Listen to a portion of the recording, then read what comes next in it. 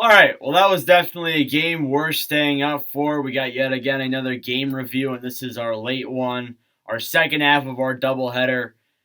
Oilers versus Flames, the Battle of Alberta, the only one that's going to appear in Edmonton. There's only three this year, which is actually kind of surprising.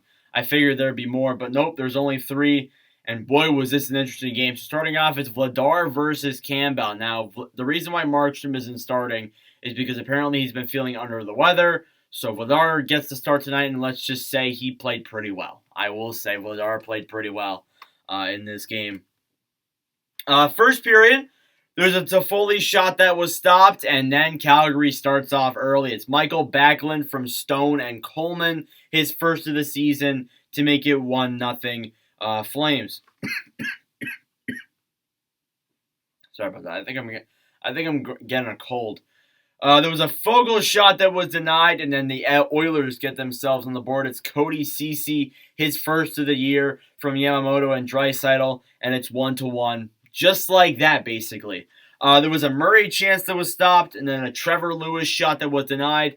Lewis didn't get himself on the board tonight, but I thought he looked pretty solid, making some chances throughout the game. And then Michael Stone gets himself on the board. His second point of the night, his first goal of the year from Kevin Rooney. I think that's Rooney's first point as a Calgary Flame, and that makes it 2-1 Calgary. Then there was two penalties that weren't even during play. They were just right off the face-off for both Ritchie and Malone for cross-checking and slashing. That's Battle of Alberta penalties for you. So it's 4-on-4 hockey then. There was a Uyghur shot that was stopped, and then Calgary gets a penalty. This one was against Rasmus Anderson for slashing. So it's 4-on-3 for a little bit, for about a minute and 3 seconds. There was a Barrie shot that was stopped, and then Edmonton gets a penalty. And this one goes towards a too many men bench minor. So Puljujarvi went to go serve the penalty.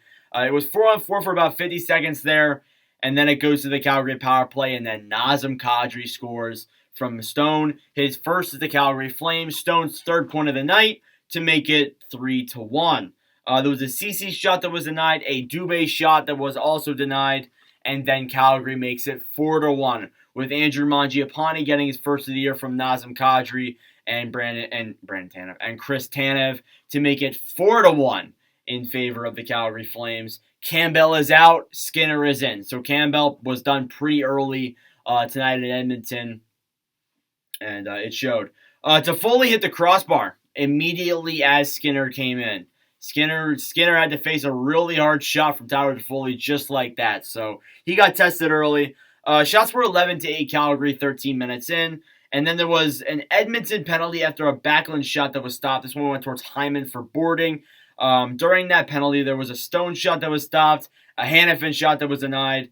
Dubé hit the post, and then there was a Yamamoto shorthanded chance that was denied, and the power play was killed off. Then you had a Milan Lucic penalty, and this one was for cross-checking. There was a Barrie shot that was blocked, and Kane fanned a really good shot, so not a good game for Kane, really, and the power play was killed off. And that pretty much did for the first period, so it's 4-1 Calgary after 20 minutes of play, and your shots are 16-11 in favor of the Flames. You would think that, yeah, this game's pretty much over, but it was far from that. There was a Kane shot that was stopped, a Toffoli shot that was denied to start the second period. There was a Hyman shot that was stopped, a Ryan Nugent-Hopkins chance that was denied. The Flames failed to do a 2-on-1. They were trying to do a 2-on-1, and they just failed. There was a Kadri shot that went wide. There was a Lucic chance that was stopped. And then Calgary gets a penalty. This one goes towards Blake Coleman for hooking. There was a Backlund shorthanded chance during that was denied. There was a McDavid chance that was stopped, and then McDavid gets himself on the board. His fourth of the season from Kane and Draisaitl, and he makes it 4-2. Sorry, not 3-2. I got the Leafs game on my mind. It makes it 4-2. Shots were 22-19. Calgary, 12 minutes in. There was a Lucic shot that was denied, a Nugent-Hopkins shot that was stopped, and then McLeod scores his first of the year from Ryan Murray to make it 4-3. So at that point, Calgary's a little bit, oh boy, this is not going to be good. We're up 4-3. We're starting to blow this lead. They kept it. They held it to the end. They then followed up with a penalty, McLeod, for slashing. If the Foley shot was blocked there, an Anderson chance was denied, and then a Huberdeau chance was stopped, along with a Backlund chance that was also denied. A very active power play there for Calgary, but Edmonton kills it off. Then there was a Trevor Lewis shot that went wide, and that pretty much did it for the second period. So it's 4-3 Calgary after 2 periods of play. Shots are 23-19 in favor of the Flames. Flames fans were a little bit, I don't know, heading into this period. But this period was really a good period for Daniel Vladar and kind of the Flames offense as a whole. In the third period, there was a backhand shot that was stopped, and then Brett Kulak goes to the box for high sticking. Got to turn the page. There was a Toffoli shot that was then stopped. Although Toffoli didn't get on the board, he was very active. He was getting a lot of shots on net. He was getting a lot of chances. I thought he looked solid for Toronto, for Calgary tonight, even though he didn't get on the board. There was a Kadri chance that was stopped, and then Toffoli again hits the post, and then the power play was killed off. There was a Uyghur shot that was stopped, a Kane shot that was stopped, and then Calgary gets a penalty. This one is on Dylan Dubé for tripping. Almost nothing happened during that power play. It was killed off.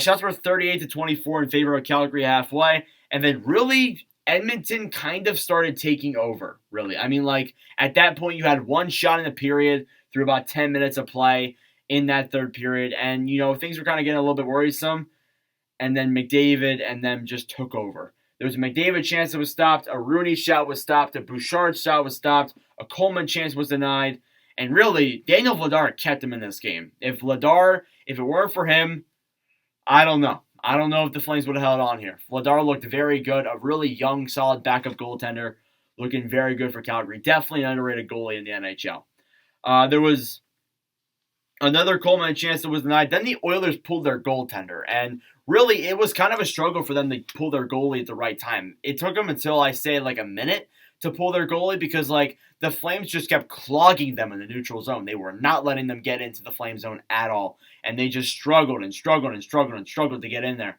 Eventually, they finally did, but they really couldn't do anything until the final 10 seconds where Evander Kane had a chance, and that was denied by Daniel Vladar as he clutched up at the end, and the Flames pull off a 4-3 win in Edmonton. My personal 3 stars had to be Daniel Vladar at number 1. I thought he played really good, and he was really clutch in this game. Nazem Kadri, number 2, he had a 2-point night, and he was very active. And then Michael Stone as well, who had a 3-point night, his first ever career. And there's always something that, you know, you see from Flames fans saying, there's 3 things that are common in life: death, taxes, and a Michael Stone contract with Calgary. So yeah, Stone has obviously been with the Flames for a long time. And he's one of those underrated forwards down there. And I really enjoy watching him play whenever I watch Calgary. But some other stats for you. Shots were 42-29 in favor of Calgary. Penalties, you had a total of 8 of them. 8 of them throughout the game. I don't know why I always get that wrong. 8 of them throughout the game for both teams. And both teams went 1 for 4. Hits were 39-36 in favor of Edmonton. So yeah, that does it for the Battle of Alberta and our doubleheader. Unfortunately, there are no games tomorrow, which is pretty annoying because it's the only day that I'm off. But yeah, thank you all for watching. For us personally, I really do appreciate it. Make sure to subscribe down below if you are new. But yeah, thank you all for watching, and I'll see you guys in the next video. Adios.